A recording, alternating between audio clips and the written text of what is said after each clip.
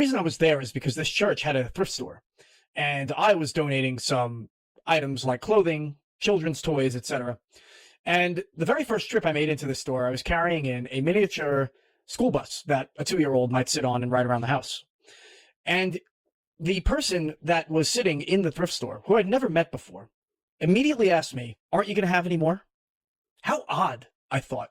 This stranger, this religious person that I've never met, injecting themselves into the private life of my household, of my bedroom. And then it reminded me of a wedding I was at a few years ago, where two friends of mine exchanged vows. And immediately after, the clergy member said, "And I hope you have lots of babies." Again, very odd.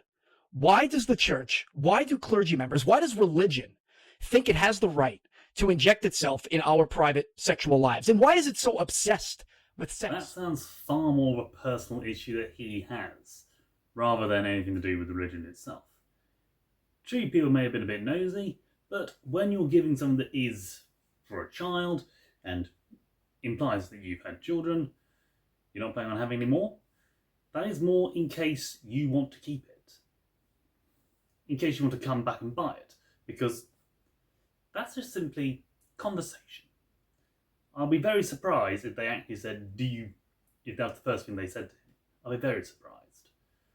Because realistically, it sounds like he's merely doctoring the entire thing to make it sound far worse than it actually is. Or fixating on things in a way that makes it worse.